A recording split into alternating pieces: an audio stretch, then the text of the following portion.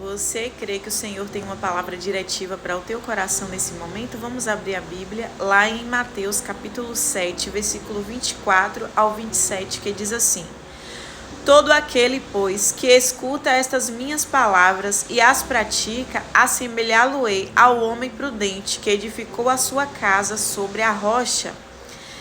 E desceu a chuva, correram os rios, assopraram ventos e combateram aquela casa, porém não caiu, porque ela estava edificada sobre a rocha. E aquele que ouve estas minhas palavras e não as cumpre, compará-lo-ei a homem insensato, que edificou a sua casa sobre a areia, e desceu a chuva, correram os rios, assopraram os ventos, combateram aquela casa, e ela caiu, e foi grande a sua queda. Aqui nós estamos diante do discurso de Jesus sobre a casa na rocha e a casa na areia. Aqui nós vemos a importância da coerência. Aquilo que nós ouvimos, aquilo que nós pregamos, nós devemos verdadeiramente praticar. E a palavra de Deus veio a nós simplesmente para que nós venhamos viver em espírito e em verdade. Quando Deus nos convoca para praticar a sua palavra, não é para a nossa destruição, mas é para o nosso bem. Quando o Senhor ele nos exorta, quando Ele quer nos levar ao caminho do arrependimento, é para que nós venhamos andar no caminho da bênção e não da maldição. É para que nós venhamos andar no caminho da luz e não no caminho das trevas. Deus, Ele quer o nosso bem. Se hoje ouvires a voz do Senhor, não endureças o teu coração.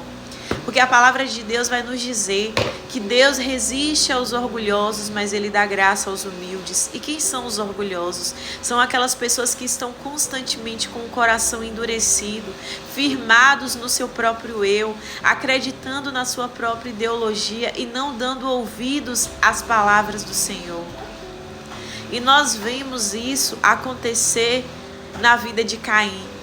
Caim, ele ouviu a exortação de Deus, mas ele não deu ouvidos verdadeiramente. O Senhor, ele tentou alertar Caim. Se nós formos meditar na palavra do Senhor que está lá em Gênesis capítulo 4, nós iremos conhecer a história de Caim e Abel. E olha o que o Senhor diz para Caim no versículo 6.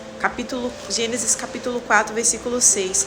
E o Senhor disse a Caim: Por que te irastes e por que descaiu o teu semblante? Se bem procederes, não é certo que serás aceito, e se não procederes bem, o pecado já as porta, e sobre ti será o seu desejo, mas sobre ele deves dominar. Olha o que Deus diz para Caim, que o pecado já está à porta, mas cabia a Caim dominar aquele pecado. A palavra vai nos contar que Deus se agrada da oferta de Abel e de Abel, mas Deus não se agradou da oferta de Caim e de Caim. Então isso fez com que Caim desfalecesse o seu semblante. Isso fez com que o semblante de Caim ficasse descaído. Ele ficou ali em um processo de raiva. E a raiva foi tão grande que ele planejou um plano perverso de matar o seu próprio irmão. Por quê? Porque Deus não se agradou da oferta dele. Olha que coisa tenebrosa, que coisa monstruosa, que coisa terrível. E aqui no versículo 6, Deus ele tenta alertar Caim sobre algo terrível que poderia acontecer. Mas Caim, se ele dominasse as suas emoções, se ele se voltasse para o lugar certo, se ele verdadeiramente admitisse, se ele não desse lugar para o orgulho, para a soberba, se ele não desse lugar para a ira, mas se ele descesse na casa do Senhor e se humilhasse dizendo: Deus, eu estou sentindo isso, Senhor, isso não é uma coisa boa, eu preciso verdadeiramente da tua ajuda. Se ele se humilhasse na presença de Deus, se ele buscasse lutar contra aquilo, talvez o destino de Abel não teria sido esse destino. E olha também o que acontece na vida de Caim. Caim, ele mata o seu irmão. E nós podemos dizer que sim, por inveja, por ciúmes, um sentimento ruim, um sentimento negativo. E olha o que acontece com ele. E agora, no versículo 11, o que acontece depois que Caim matou seu irmão. E agora maldito és tu na terra, que abriu a boca para receber a tua mão o sangue do teu irmão.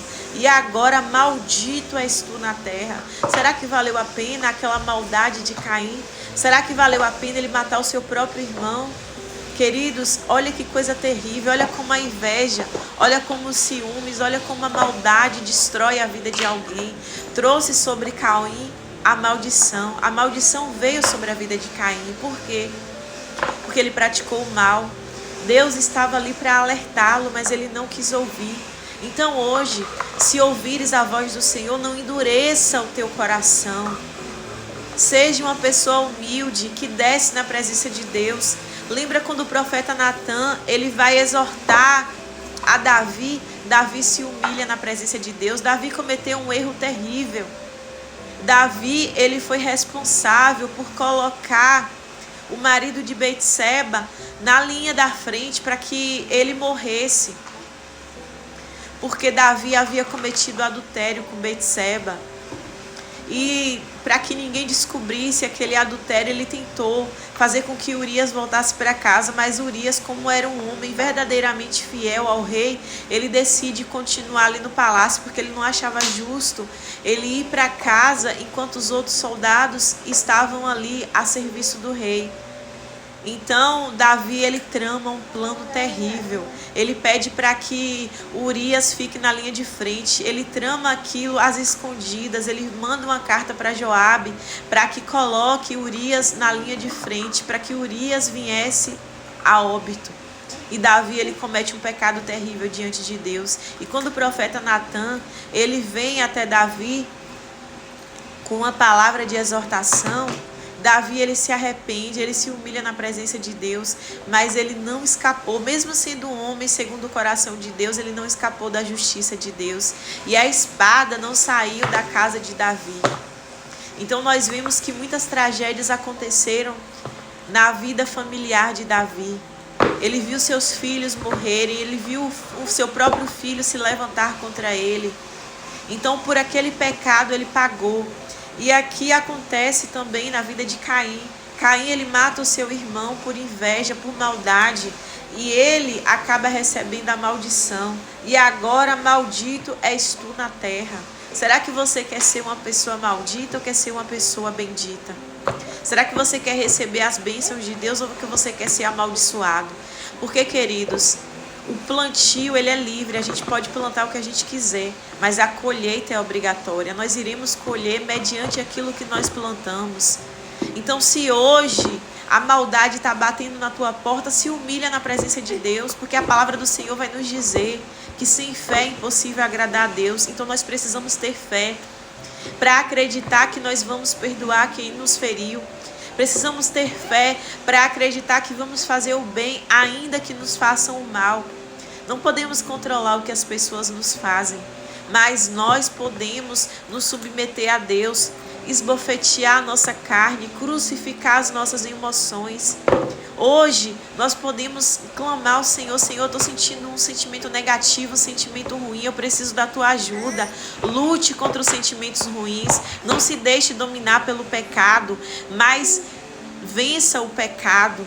Lute contra o pecado, vá em frente como um guerreiro do Senhor, que verdadeiramente ama a Deus. Existem coisas negativas aí, existe uma tentação, algo que você está há anos tentando vencer. Se submeta a Deus, não se deixe vencer pelo mal, não deixe que a maldade domine você como a maldade dominou a Caim. Mas edifique hoje a tua vida na rocha, que é o nosso Senhor Jesus Cristo. Edifique hoje a tua vida na presença de Deus. Peça a Ele hoje: Senhor, muda a minha história, muda a minha trajetória, para que eu possa ser uma pessoa que agrada ao teu coração e tira de mim, meu Deus, aquilo que não vem de ti. Lute contra as maldades, contra as invejas, lute contra o ódio, lute contra os sentimentos que não agradam a Deus e creia que o Senhor vai te limpar, que o Senhor vai te purificar. Peça perdão hoje a Deus, diga para Deus: Senhor, eu quero vencer, eu quero lutar contra essas coisas ruins que vêm contra a minha vida. E eu quero verdadeiramente ser um obreiro aprovado pelo Senhor. Lute contra a maledicência, lute contra as impurezas, lute contra as coisas que não agradam a Deus, e você verá que grandes coisas o Senhor fará por você. Porque eu creio que Deus, ele não resiste a um coração contrito. Que Deus te abençoe.